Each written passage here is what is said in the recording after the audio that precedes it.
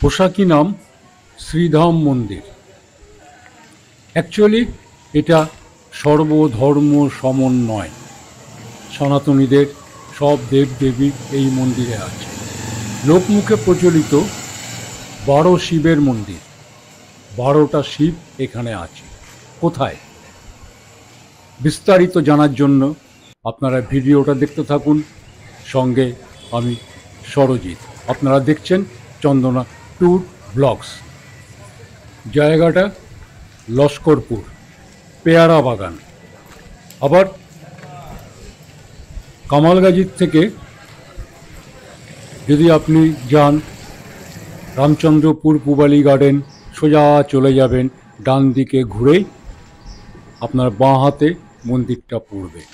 যদিও জায়গাটা খুবই কনজেস্টেড, লোকালয়ের মাঝখানে, ওই জন্য আমার গুগল লিংক দেওয়া আছে, লিংক ফলো করে পৌঁছে যাবেন। ঢুকতেই দুপাশে দেয়ালে বিভিন্ন মনীষীদের বাণী আছে, যার সরমর্ম একটাই: সব ধর্মই সেরা। ধর্ম মিন্স ভালোবাসা। এখন বিকালবেলা, সেই জন্যে মন্দিরে কোনো ভিড় নেই। বজরংবলী মন্দির এবং দুপাশে হনুমান চালিসা থেকে সিলেক্টেড কিছু মন্ত্র দুপাশে লেখা আছে।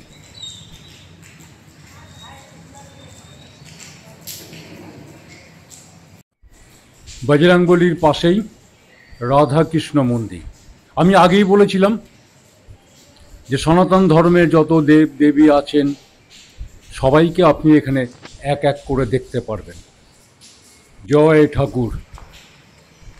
মাতৃজ্ঞানে মাকে পুজো করতে, জয় মা।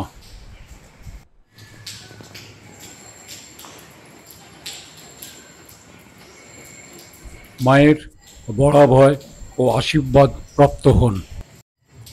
এই মন্দিরের কার্যালয় ও গেস্ট হাউস। এই মন্দিরটা পারিবারিক, একটি পরিবারের হাতে আছে, তাদেরই তৈরি, তারাই রক্ষণাবেক্ষণ করেন এবং তারাই এখন দেখাশোনা করছেন। ওম নমঃ শিবায়।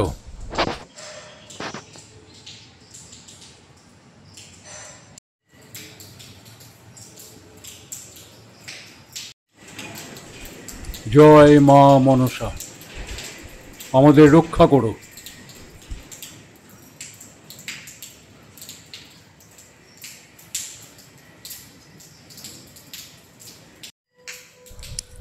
ওম নমঃ শিবায়। সদাশিব, রংটা খেয়াল করুন, পুরো সাদা। একটা সুন্দর তুলসী মঞ্চ।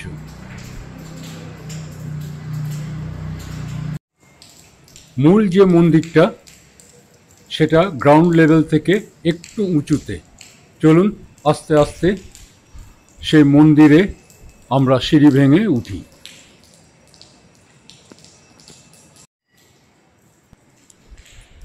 সপরিবারে মা দুর্গা এবং বাবা শিবকেও এনারা পাশে রেখেছেন।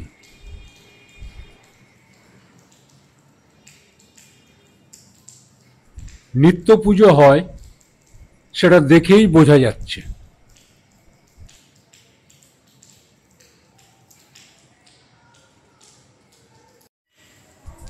পাশেই মা কালী।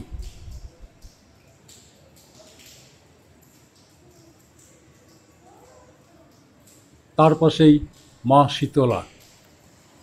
কেউ বাদ নেই, এখানে সবাই আছেন।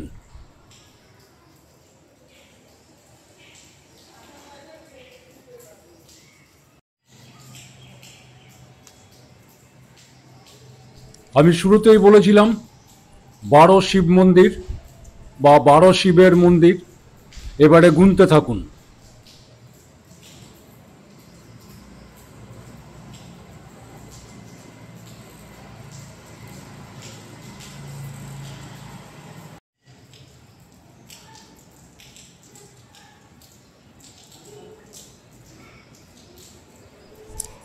গুনতে গিয়ে গুলিয়ে ফেলবেন না।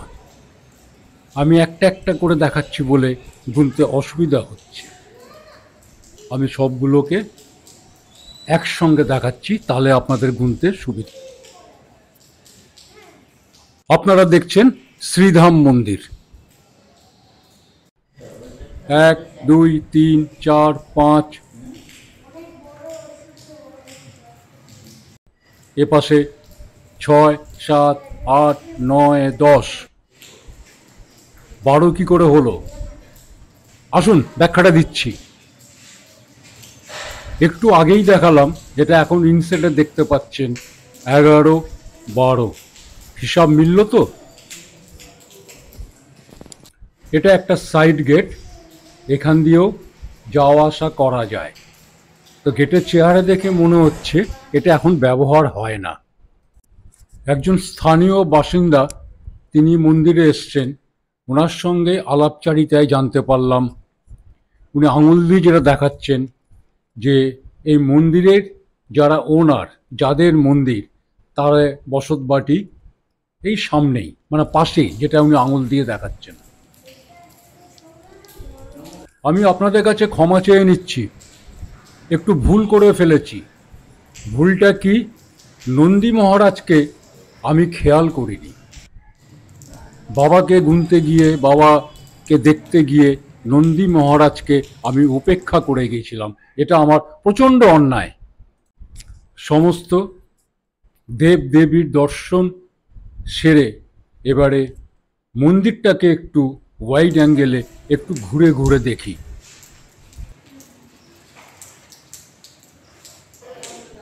মূল মন্দিরের সামনেই নাট মন্দির, যথেষ্ট সুন্দর, যথেষ্ট সুন্দর ছিল কারুকাজ, কিন্তু রক্ষণাবেক্ষণে একটু ঘাটতি চোখে পড়ল। হতে পারে পারিবারিক আর্থিক সঙ্গতি, হয়তো মন্দিরটাকে মেনটেন করার মতন নেই, যার ফলে একটু অগোছালো ভাব চোখে পড়ল। যদি এটাকে ঠিকভাবে মেনটেন করা যায়, এটা সত্যিই সুন্দর মন্দিরটা।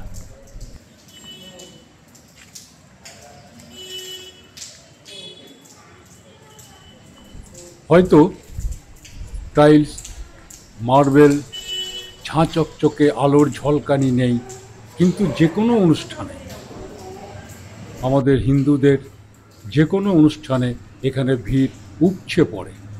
স্থানীয়রা তো বটেই, বাইরে থেকেও প্রচুর লোক আসেন।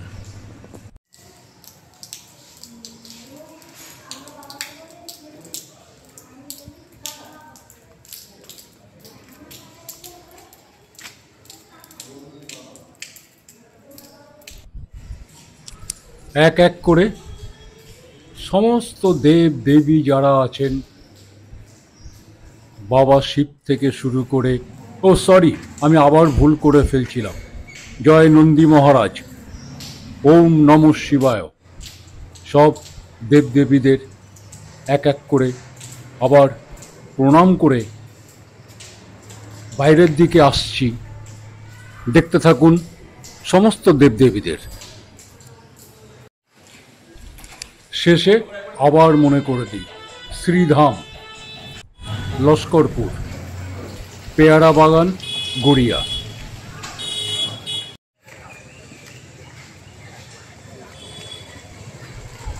মন্দির দর্শন করে বাইরে বেরিয়ে চারধারটা একবার চোখ বুলিয়ে নিন।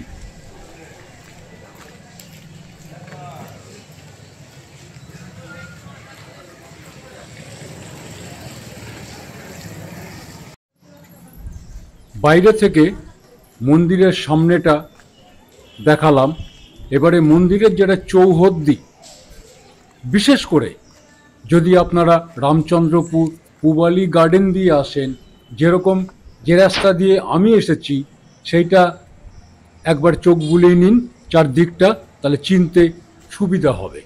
যদিও জায়গাটা কম্পারেটিভলি কনজেস্টেড, অন্যান্য মন্দিরের মতো খোলামেলা জায়গা এখানে নেই, তবুও মন্দিরটা ভালো লাগবে। আসবেন, কিছুক্ষণ বসবেন, এসে যে কোনো অনুষ্ঠানে আসবেন। সবাই ভালো থাকবেন, দেখা হবে আগামী ব্লগে। Till then, good bye. Stay tuned with me.